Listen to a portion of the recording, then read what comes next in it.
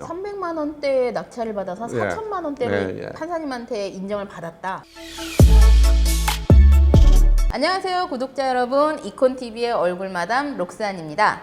요즘 부동산 투자하시는 분들 고민 많으시죠? 특히나 다주택자 여러분들은 규제가 너무 심해져서 어떻게 투자를 해야 될지 고민이 많으실 텐데, 그런 분들께는 오늘 게스트가 더욱더 반가우실 것 같습니다. 바로 토지투자 전문가, 그리고 최근 나온 베스트셀러 만사오케이의 돈 되는 1000만 원 소액 토지의 저자 만사오케이 신동기 저자님 모셨습니다. 어서 오세요. 안녕하세요.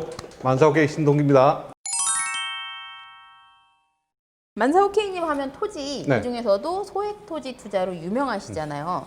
대체 투자금이 얼마나 들길래 소액 토지라고 하는 건가요? 글쎄요, 뭐 그렇게 많이는 들지 않았고요. 실제 제가 처음부터 시작할 때 많은 돈이 없다 보니까, 그리고 처음부터 경험치를 늘리기 위해서 첫 해 제가 2억 갖고 18개의 물건을 잡았습니다. 그러면은 2억으로? 예. 전체 2억으로 18개. 예. 그러면 하나 평균당 그럼 이제 계산 나오죠. 1000만 원 네. 정도이네요, 정말로. 물론 그 중에도 큰 물건 같은 경우는 뭐 7,800에 받은 물건도 하나 있고요. 전반적으로 그러면 첫 해 받은 물건이 1000만 원 아니 500만 원 정도라고 평균 보면 되죠.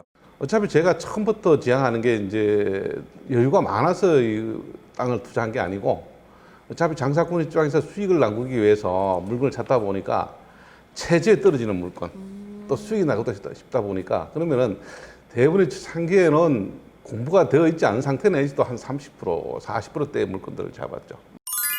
그러면은 대출 없이 전체 매매 가격이 1000만 원 이하인 경우도 있고, 네. 대출이나 레버리지를 이용해서 실제 투자금이 1000만 원 이하인 경우도 있고, 그렇단 말씀이신데, 와, 요즘에는 소액 투자라고 해도 투자금이 한 5천만 원 정도는 기본으로 생각하시거든요. 1000만 원이라고 하니까 그게 일반 엄청나네요. 사람들이 생각을 좀 잘못하고 있죠. 지금 온비드에 들어가서 만약에 500만 원 미만으로 클릭을 하신다면 최소한도 물건이 한 4,500개는 뜰 겁니다. 이번 주에도. 500만 원짜리 예. 물건이요? 그러니까 그걸 여러분들이 이제 농지라든지 과수 토지라서 그렇고, 여러분들 특수물건이라는 그런 개념이 조금 이해만 된다면은 충분히 수익이 날 부분이 있거든요.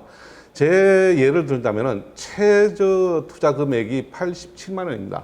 87만 예, 원이요? 그 물건으로 제가 정리해서 470만 원을 수익을 낸 부분이 있고요. 그러니까 금액이 얼마, 수익은 얼마 안 했는지 모르겠지만 그런 경험치를 넘어가야 된다는 얘기죠. 아니 아무리 그래도 87만 원을 투자해서 400만 원을 네. 벌었으면 괜찮은데요? 예, 그리고 또 한 경우는 이제 농지 지분 같은 경우 108만 원 받아서 640만 원들이 판 경우도 있고요. 와. 그러니까 이제 이게 지분이라든지 농지, 과수 토지 이런 부분이 이제 복합적으로 이제 된 부분이죠. 그런 걸 이해하시면은 생각보다 큰 수익들이 많이 났거든요.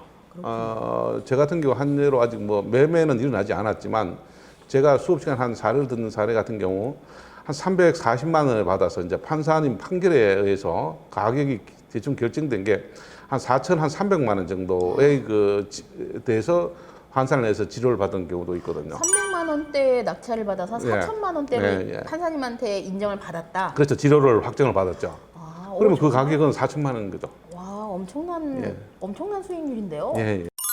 주로 이제 만사오케이님 같은 경우는 그러면 온비드 공매를 이용해서 투자를 하시는 거군요. 예, 예.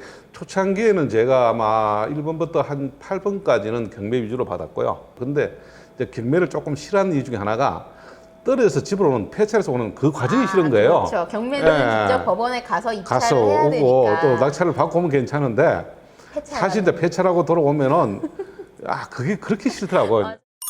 온비드 공매는 인터넷으로도 가능하니까. 24시간 가능하죠. 네. 그래서 특히 직장인분들, 뭐 여유가 없는 분들이 입찰하기 딱 좋죠. 물건도 온비드 공매가 훨씬 많습니다. 아, 그런가요?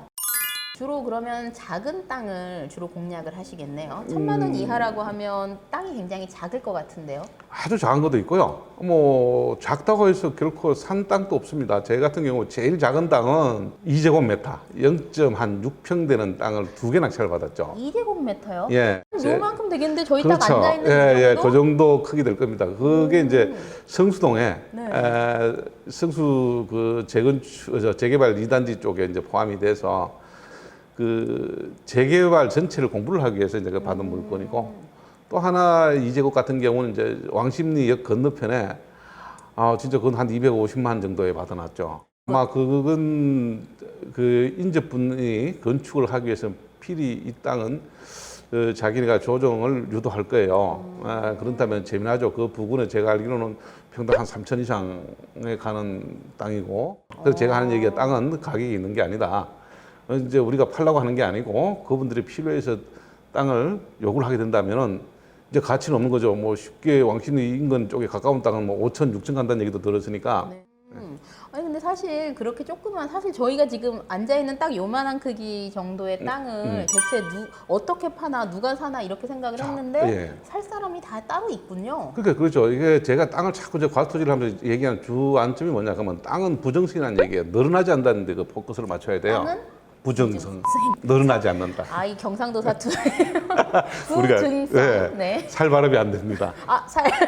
예. 그러니까 땅이 늘어나지 않는다에 그 관심을 가져야 돼요.